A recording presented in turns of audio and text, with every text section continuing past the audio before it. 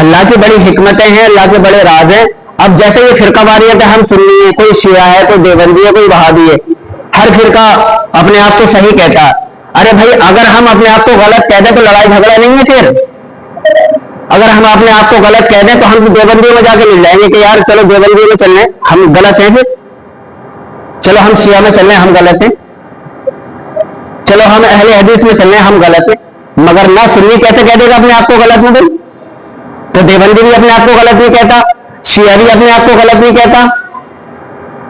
تو مقصد یہ ہے کہ فرقہ واریت کی آپ کو ختم کیا جائے. ہم سنی ہیں, ہم اپنے مذہب پہ قائم رہیں گے. ضرورت کے مطابق اگر کوئی برائی کی بات آئے گی تو وہ کہی جائے گی. ہر وقت یہ نہیں ہے کہ ان کو پھانسی پہ چڑھا دو, قتل کر دو, تم گستاخ اور یہ اور وہ ہو. اللہ خود حساب لینے والا ہے. ارے ایک کبوتری کے گھونسلے کو نبی نے نہیں توڑوایا. توجہ ہے مسلمان, بولے سبحان اللہ یار, بلند آواز سے بولے, ایک مرتبہ اور بولے یا رسول اللہ. ایک کبوتری کے گھونسلے کو نبی نے نہیں توڑوایا. صحابہ کرام نے کہا کہ حضور یہ کبوتری کا گھونسلہ ہے. نبی نے فرمایا اس گھونسلے کو مت توڑو, کل قیامت کے دن ہم اس کو کیا جواب دیں گے؟ اور ہم تو انسان ہیں, ہم تو مسلمان ہیں, تو ہمیں ایک دم خارج کر دیا جائے گا اسلام سے, دین سے؟ ایسا کچھ نہیں ہے. بہرحال یہ لڑائی جھگڑے اور یہ صرف روزی روٹی کا چکر ہوتا ہے, ایسا کچھ نہیں ہے. جو ہے ہمیں دل پہ نہیں لینا چاہیے ان باتوں سے. سب سے پہلا تعارف, سب سے پہلا انٹروڈکشن, مسلمان ہیں, نبی کا کلمہ پڑھتے ہیں, قرآن کو مانتے ہیں, اللہ کے ولیوں کو مانتے ہیں, اللہ کے نبیوں کو مانتے ہیں. ہمیں بہت ساری باتوں میں اختلاف ہے. مسلک کے 4 امام ہیں, چاروں میں اختلاف ہے اور چاروں حق پر بھی ہیں. ہم ایک مٹھی داڑھی رکھتے ہیں, امام اعظم کو مانتے ہیں ہم. اب امام شافعی کے ماننے والے جو دوسرے مسلک کے لوگ ہیں وہ داڑھی چھوٹی سی رکھتے ہیں. ان کے مسلک میں جائز رکھنا. کوئی ہاتھ چھوڑ کے نماز پڑھتے, رفع یدین اس کو کہتے ہیں, بار بار ہاتھ چھوڑنا اٹھانا, رفع یدین, یہ بھی تو جائز ہے. تو ہم کیوں نہیں پڑھتے؟ ہم نہیں پڑھ رہے, ہمارے مسلک میں جائز ہے, تو پڑھو اور چالیس کریں. صلو علیہ وآلہ صلاۃ و سلام علیک یا رسول اللہ صلی اللہ تعالی علیہ وآلہ وسلم. شاعر کہتا ہے صدقہ مصطفیٰ پاک ہیں پنجتن. یہاں پنجتن کا ذکر ہو رہا ہے, ملاحظہ فرمائیں.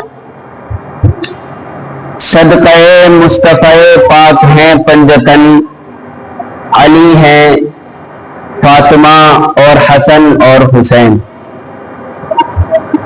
صدقہ مصطفیٰ پاک ہیں پنجتن, صدقہ مصطفیٰ پاک ہیں پنجتن, ہیں علی, فاطمہ اور حسن اور حسین.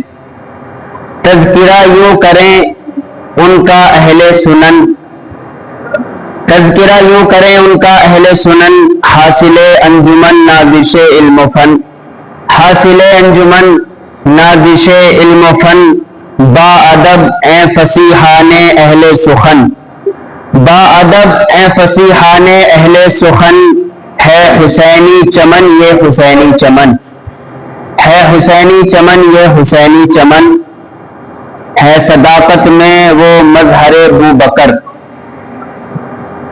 جس کی حق گوئی پہ ناز کرتے ہیں عمر, ہے سخاوت میں عثمان غنی کا اثر, زور بازو میں ہر گل علی کا ثمر. شجر کہتے ہیں پیڑ کو اور ثمر کہتے ہیں جو پیڑ پہ پھل اترتا ہے. تو ملاحظہ فرمائیے شعر کہ ہے صداقت میں وہ مظہر بوبکر, جس کی حق گوئی پہ ناز کرتے ہیں عمر, ہے سخاوت میں عثمان غنی کا اثر, زور بازو میں ہر گل علی کا ثمر. کربلا کی زمین پر ہے باطل شکن, یعنی باطل جو جھوٹ تھا وہ کربلا کے میدان میں ہار گیا. کربلا کی زمین پر ہے باطل شکن, ہے حسینی چمن یہ حسینی چمن. بولے سبحان اللہ. ہے حسینی چمن یہ حسینی چمن, وہ عباس و قاسم کی کیا شان ہے, وہ عباس و قاسم کی کیا شان ہے, ہو فدا اس پہ اکبر کا ارمان ہے. دلہا اون و محمد بھی برہان ہے, مذہب حق پر اصغر بھی قربان ہے. کربلا میں بہتر ہے سب گل بدن, ہے حسینی چمن یہ حسینی چمن, ہے حسینی چمن یہ حسینی چمن. پرچم دین حق جس نے اونچا کیا, پرچم دین حق جس نے اونچا کیا, جان و مال اولاد کر کے فدا, پار پارسا پارسا ہیں حسینی، ہیں حسین ابن شیر خدا با خدا، ہیں حسین ابن شیر خدا با خدا، جس سے بے شک مت ہے رہے حق کا چمن، ہے حسینی چمن یہ حسینی چمن۔ ایک بار درود شریف پڑھیں، اللہم صلی علی سیدنا و مولانا محمد مبارک وسلم، صلی علیہ صلاۃ و سلام علیک یا رسول اللہ صلی اللہ تعالی۔ میں نے جو قرآن مقدس کی آیت پڑھی، اللہ فرماتا ہے وَمَا أَرْسَلْنَاكَ إِلَّا رَحْمَةً لِّلْعَالَمِينَ، اے محبوب ہم نے آپ کو سارے جہان کے لیے رحمت بنا کر بھیجا ہے۔ یہ نبی کی بارگاہ میں یہ شعر عرض کیا جا رہا ہے۔ اب یہاں آپ اتنے لوگ بیٹھے ہیں، آپ سے ایک سوال کرتے ہیں اور سوال کا جواب جو ہے بالکل ٹھیک ہونا چاہیے۔ ہمارے نبی جو ہے تمام نبیوں کے سردار ہیں۔ اب دیکھیں جو نبی فرماتے ہیں اس میں حکمتیں ہوتی ہیں، کچھ حکمتیں ہوتی ہیں اور ہر کام میں نبی کی حکمت تھی۔ نبی سب سے اونچے ہیں، سب سے اعلیٰ ہیں، نبیوں کے سردار ہیں، ان سے بڑا کوئی نہیں ہے۔ اور پنجتن جو ہیں وہ نبی کے گھر والے، پنجتن بھی نبی سے ہی، اگر نبی نہ ہوتے تو نہ پنجتن ہوتے، نہ جو ہے اور انبیاء اکرام اس دنیا میں تشریف لاتے۔ اب جو بڑی بڑی کتابیں قرآن کے بعد جو کتابوں کا مرتبہ ہے وہ بخاری شریف ہے، مسلم شریف ہے، بہت بڑی کتابیں ہوتی ہیں، وہ کافی جو ہے جتنا یہ اپنا منچ ہے اتنی بڑی کتابیں ہوتی ہیں، وہ عربی لکھی ہوئی ہوتی ہے، اس کا ترجمہ کرنا پڑتا ہے تو وہ عربی میں ہوتی ہے۔ بڑی بڑی کتابیں قرآن کے بعد جو مرتبہ بڑی بڑی کتابوں کا ہے وہ ترمذی شریف ہے، بخاری شریف ہے، سنن ابن ماجہ ہے، تو اس میں یہ حدیث نقل ہیں۔ اب دیکھو یونس علیہ السلام ہمارے نبی سے جو ہے چھوٹے ہیں، مطلب نبی کا مرتبہ تو اعلیٰ ہے، مگر نبی نے کیا فرمایا اس پہ غور کرنا ہے آپ کو۔ اور موسیٰ بھی جو ہے نبی سے چھوٹے، مگر نبی نے فرمایا، سنن ابن ماجہ کی حدیث ہے، حضور فرماتے کہ خبردار مجھے یونس علیہ السلام سے افضل نہ کہنا۔ توجہ ہے، بولے سبحان اللہ۔ حضور فرما رہے کہ مجھے یونس علیہ السلام سے افضل نہ کہنا، ان سے بڑا نہ بتانا یونس علیہ السلام سے، اور ہیں نبی بڑے، تو یہ بات کیوں ارشاد فرما رہے ہیں؟ پھر ایک مقام پہ اور فرمایا کہ مجھے موسیٰ سے بڑا نہ کہنا، مجھے موسیٰ پر افضلیت نہ دینا۔ جو موسیٰ علیہ السلام اللہ کے نبی ہیں، کہ کہا کہ مجھے موسیٰ سے بڑا نہ کہنا، ان سے مجھے افضل نہ کہنا۔ یہ دو ہو گئے، یونس علیہ السلام اور موسیٰ علیہ السلام۔ اب دیکھیں اب سارے نبیوں کی بات آ جاتی ہے، اور سارے نبیوں کے لیڈر ہیں مصطفیٰ، بولے سبحان اللہ۔ سارے نبیوں کے لیڈر ہیں مصطفیٰ محمد الرسول اللہ، وہ سب کے سردار ہیں، امام الانبیاء ہیں۔ امامت کا سہرا نبی کی جو ہے سر مبارک پر سجا ہوا ہے، نبیوں کی امامت کی جو دستار ہے وہ حضور کے سر مبارک پر سجی ہوئی ہے، حضور سردار ہے، پھر بھی کہہ رہے ہیں کہ مجھے یونس علیہ السلام سے افضل نہ کہنا، موسیٰ سے افضل نہ کہنا۔ اب تیسری حدیث یہ ہے کہ حضور فرماتے ہیں کہ مجھے انبیاء پر افضلیت نہ دیا کرو۔ حضور یہ فرما رہے ہیں کہ مجھے نبیوں سے بڑا مت بتایا کرو۔ کیا مطلب ہے اس کا؟ کہ مجھے نبیوں سے بڑا مت بتاؤ، اور نبیوں سے بڑے ہیں حضور۔ تو ایسا ہوا کہ ایک مرتبہ ایک یہودی جو ہے وہ موسیٰ علیہ السلام کو فالو کرتے، موسیٰ علیہ السلام کو مانتے، اور عیسائی جو ہے عیسیٰ علیہ السلام کو مانتے۔ تو ایک یہودی اور مسلمان میں جو ہے بحث ہو گئی۔ یہودی بولا کہ بھائی ہمارے موسیٰ علیہ السلام افضل ہیں، اور مسلمان بولا کہ ہمارے نبی سب سے بڑے ہیں۔ تو مسلمان نے یہودی کے چاٹا مارا، اور چاٹا مارنے کے بعد فرمایا کہ ہمارے نبی افضل ہیں۔ یہودی شکایت لے کے نبی کی بارگاہ میں آتا ہے اور کہتا ہے کہ حضور ایسے ایسے بات ہے، میں نے کہا کہ موسیٰ افضل ہیں اور اس نے کہا کہ آپ افضل ہیں، اور اس نے میرے چاٹا مار دیا۔ تو حضور نے فرمایا کہ مجھے موسیٰ سے افضل نہ کہنا۔ تو اس میں حکمت یہ تھی کہ اس وقت نبی نے یہ حکمت کے طور پر ارشاد فرمایا کہ مجھے جو ہے موسیٰ سے افضلیت نہ دینا، مجھے موسیٰ علیہ السلام سے افضل نہ کہنا۔ اور موسیٰ علیہ السلام سے افضل ہے نبی، عیسیٰ علیہ السلام سے افضل ہے نبی، آدم علیہ السلام سے افضل ہے نبی۔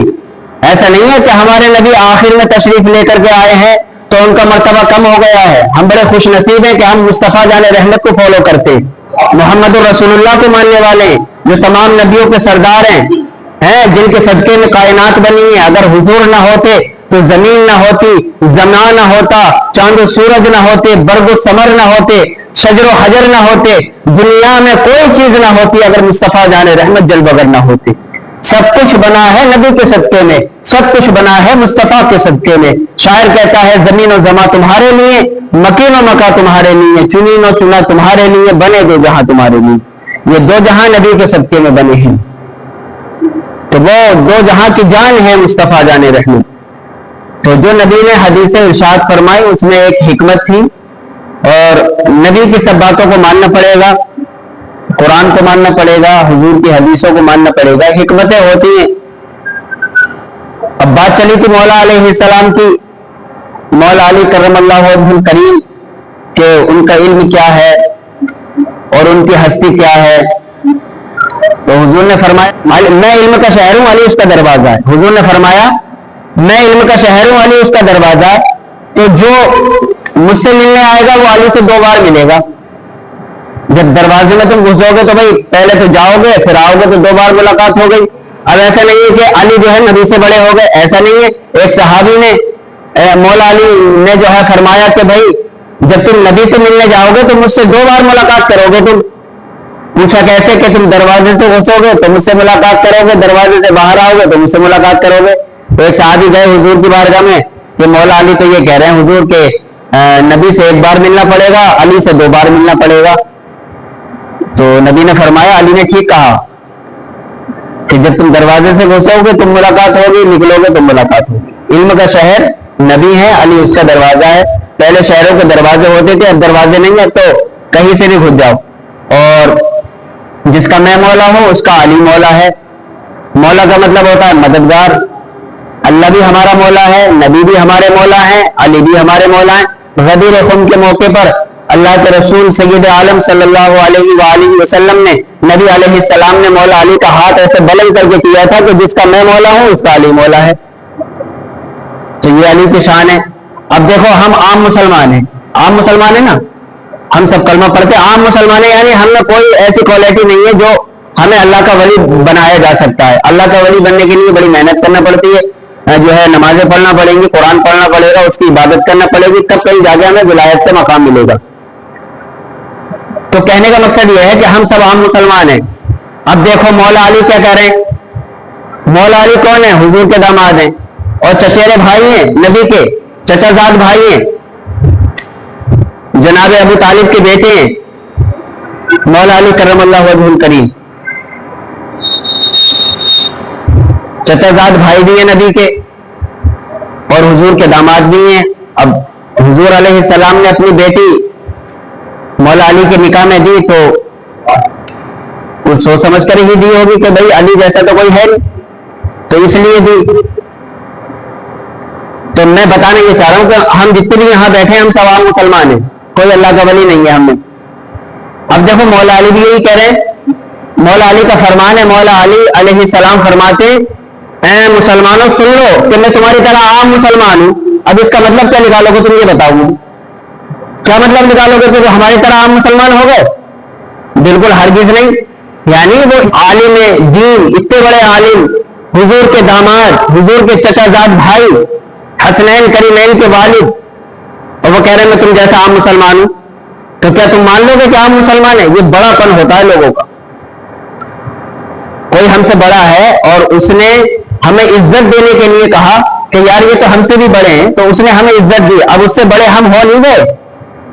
یہ ایک بڑا پن ہوتا ہے بڑے لوگوں کا, یہی تو بڑا پن ہے مولا علی کا.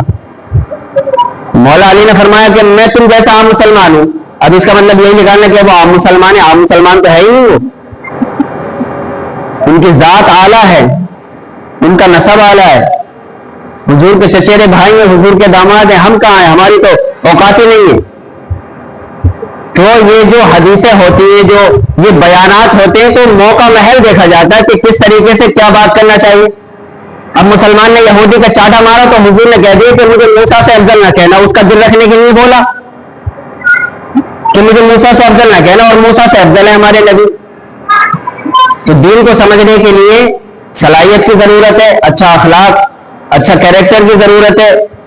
دل و دماغ پاک ہونا چاہیے، دل و دماغ میں دل میں اللہ و رسول کی محبت ہونا چاہیے، اللہ کا خوف ہونا چاہیے، اللہ کا ڈر ہونا چاہیے.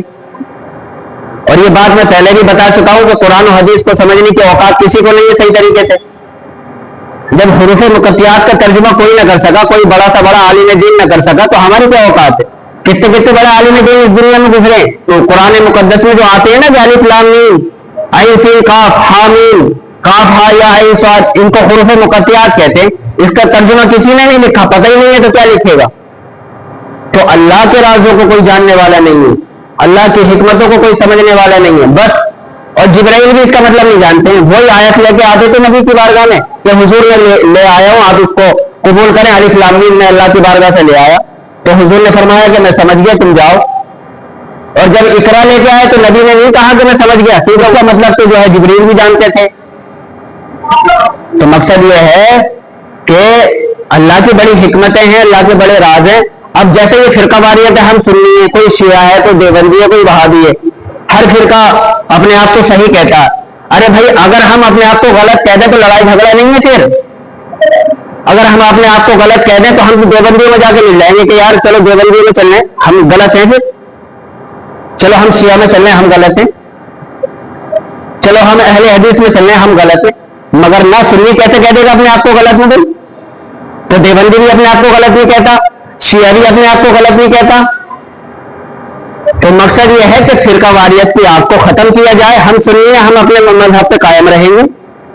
ضرورت کے مطابق اگر کوئی برائی کی بات آئے گی تو وہ کہی جائے گی. ہر وقت یہ نہیں ہے کہ ان کو پھانسی پہ چڑھا دو، قتل کر دو، تم گستاخ اور یہ اور وہ ہو. اللہ خود حساب لینے والا ہے. ارے ایک کبوتری کے گھونسلے کو نبی نے نہیں توڑوایا. توجہ ہے مسلمان، بولے سبحان اللہ یار، بلند آواز سے بولے، ایک مرتبہ اور بولے یا رسول اللہ. ایک کبوتری کے گھونسلے کو نبی نے نہیں توڑوایا. صحابہ کرام نے کہا کہ حضور یہ کبوتری کا گھونسلہ ہے. نبی نے فرمایا اس گھونسلے کو مت توڑو، کل قیامت کے دن ہم اس کو کیا جواب دیں گے؟ اور ہم تو انسان ہیں، ہم تو مسلمان ہیں، تو ہمیں ایک دم خارج کر دیا جائے گا اسلام سے، دین سے؟ ایسا کچھ نہیں ہے. بہرحال یہ لڑائی جھگڑے اور یہ صرف روزی روٹی کا چکر ہوتا ہے، ایسا کچھ نہیں ہے. جو ہے ہمیں دل پہ نہیں لینا چاہیے ان باتوں سے.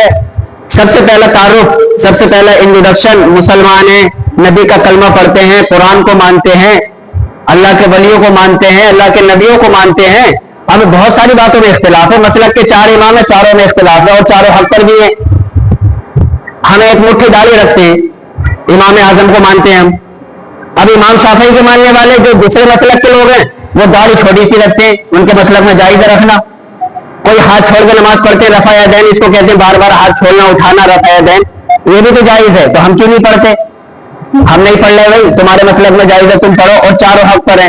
تو اختلاف جو ہے بنیادی چیز ہے، اس کو دین کا جو ہے مسئلہ نہ بنایا جائے. اختلاف رکھو، باپ بیٹے میں اختلاف ہے تو کیا الگ کر دو گے تم اس کو؟ نہیں کرو گے. اختلاف بنیادی چیز ہے، پوری دنیا میں اختلاف ہے. ہم ایک دوسرے کا فنگر نہیں ملتا، ہم ایک دوسرے کا جو ہے خون ایک سا نہیں ہے، تو اختلاف ہوا نہ ہوا.